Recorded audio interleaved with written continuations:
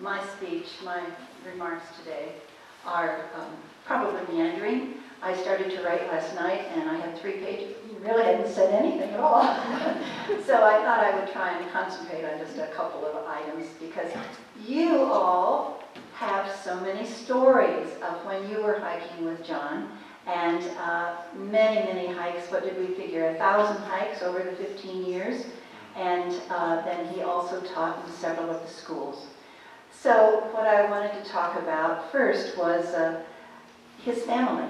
And he told many stories about his family, and he was so proud of all 3 of the siblings and of the grandchildren, and the dog.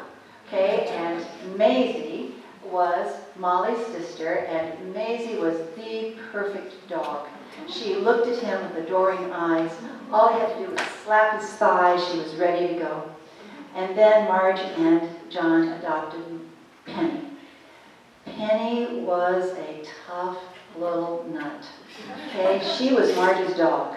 And she loved Marge and just loved sitting by Marge's side and looking out the window, seeing what was going on. And when Marge passed, then Penny became John's dog. Penny would not take a morsel of food from his hand. And having had dogs all his life and trained them, he was exceptionally frustrated that this dog did not love him immediately. Okay? I'm the only one in the house. Who else can she possibly love but me? So he hired a trainer. And I had a trainer for my dog. He had the same trainer for his. And so we would compare what the progress reports were. And he loved my little dog Tuxedo because Tuxedo had such high energy. But high energy is also what John had all of his life. And in addition to the many themed hikes that we've referenced, he also did nature hikes, and we did those on South Table and North Table Mountain.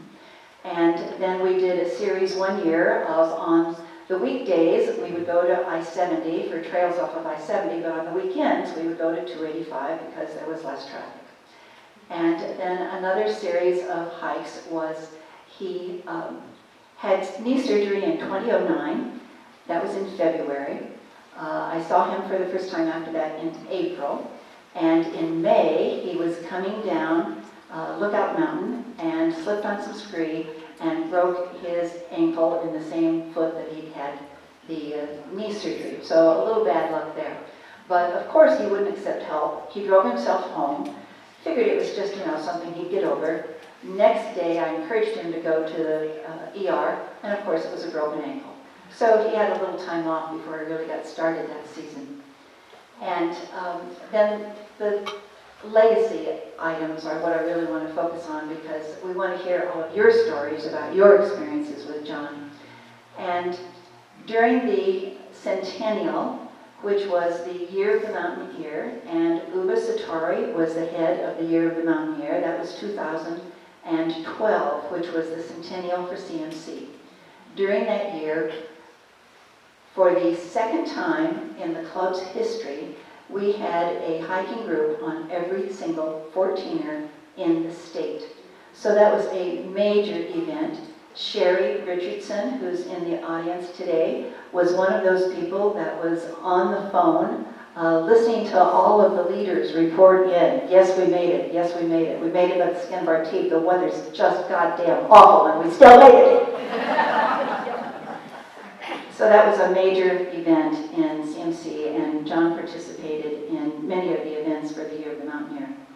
And then there was the centennial for CMC, and the centennial for Rocky Mountain National Park. And during the centennial for Rocky Mountain National Park, Linda Rogers, who's here today, who honchoed all of the festivities for the buffet, she led wildflower hikes during the Rocky Mountain National Park centennial. And we had climbers that climbed 75 of the 125 named peaks in the state for Rocky Mountain National Park's birthday. And John, not to be outdone, hiked every trail, every single trail in Rocky Mountain National Park.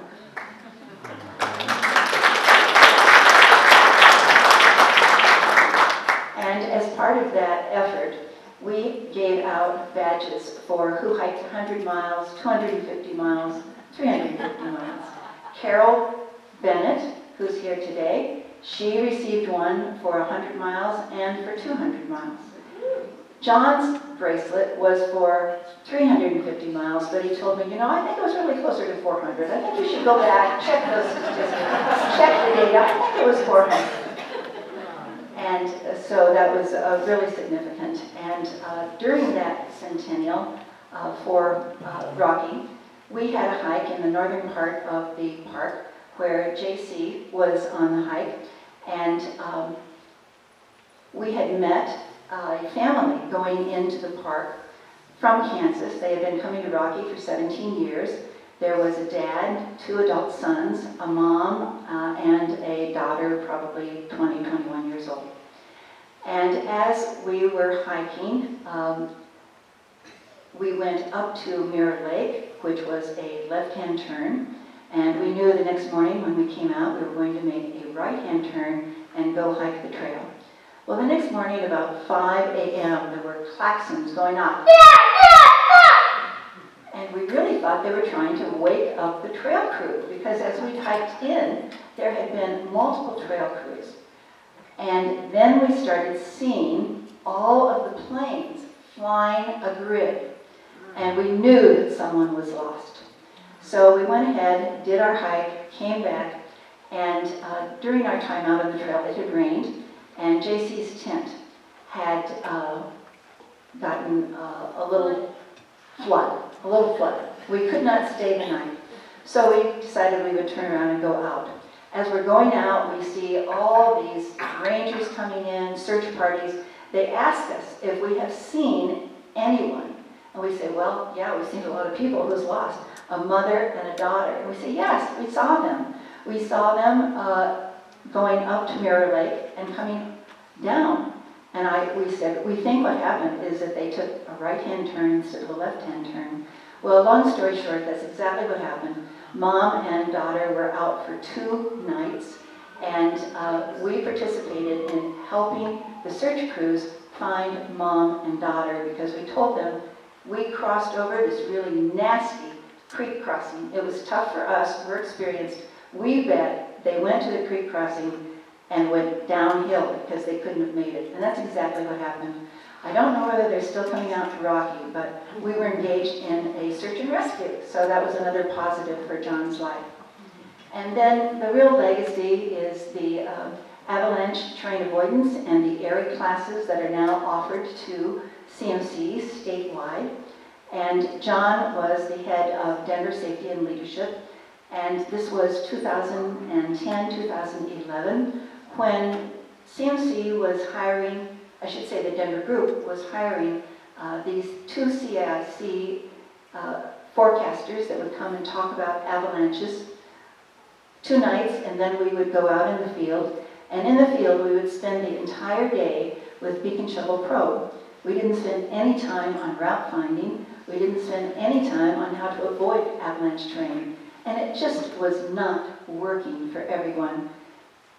So John put a task force together, and out of the task force of 7 that were extremely experienced winter avalanche leaders came the current system that we have, which is to offer the avalanche terrain avoidance for those people that do not want to be in avalanche terrain, and then Area Level 1. And Uva is now the co-director of that program. I was the director for 10 years or so. And this year, Uva, you have 10 classes, right? So that is one of the legacies that John brought to CMC. And the avalanche terrain avoidance has now been made into a video, which has been used statewide. And Brad Cotton, one of John's friends and hiking buddies, and I teach that course. And then another legacy that he brought was BPX, backpacking section. The reason it has an X is because backpacking school already took the acronym. So it's BPX, backpacking section. The first year that we started this, we had 1,600 members. They didn't have to pay dues, they just had to sign up. So it was not a huge effort for people to sign up. But in previous 6 years, John and I have been leading backpacks. by ourselves and inviting people to join us. And we were 50% of all of the backpacks that were in the schedule. And John said, you know, I just don't think that's enough. I think we ought to do something about it. Well, what do you want to do? Well, I think we ought to start something. Okay, let's go.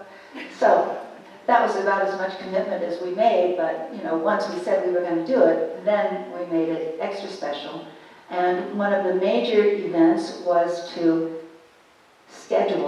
plan all of the backpacks so that the leaders could just sign up. All they had to do was switch the dial just a little bit, determine what date they wanted to go, and whether or not they needed to buy a permit. So we had some early events. Stan Moore was part of one of the early events. And the first year we offered, I believe, 45 backpacks, of which 29 got actually led. And this last year, Uwe, what were the statistics? We had 85 trips posted and 55 trips that were actually completed, with 31 leaders and 12 co-leaders leading, which was a 20% increase year to year. And we served 232 backpacking members who participated on the backpacking trips. That's the legacy that John leaves.